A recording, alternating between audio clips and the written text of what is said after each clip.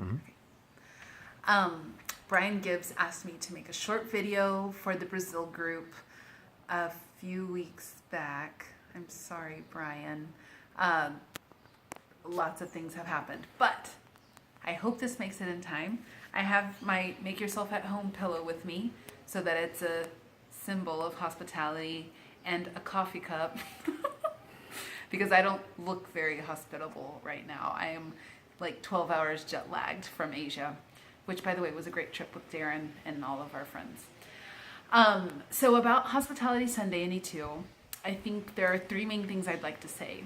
First is, one of the reasons that we started here in E2 was I was taking the Theology of Hospitality class in my master's degree.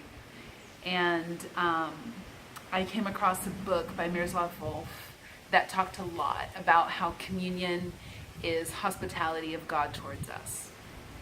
And that really inspired me to explain that to the church more and to narrate communion more to the church about this is an act of God opening of himself and making room at his table for our participation. So I think that's one of the main ways that I have framed Hospitality Sundays for the church over the years.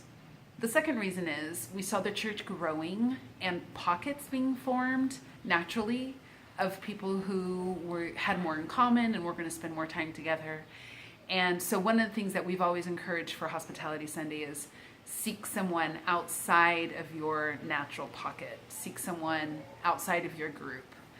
And that's been an important part to us also. It's just watching this cross-pollinization, cross-contact happening so that it's not just the same people over and over together. And the way that we have explained it to the church is a Sunday where you will invite a family or a person, an individual, to have lunch with you after church.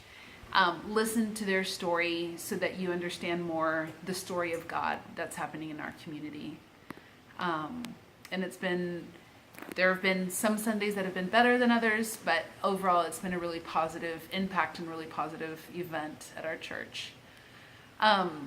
One thing that I wanted to say is you have Richard Beck at Highland, and he is an inspiration to us in this topic. His book, The Unclean?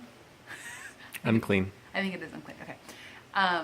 Was a huge source for conversation and dialogue in this also. So I would definitely bring him into this conversation about forming, like, how could a Hospitality Sunday be formed for the Highland congregation?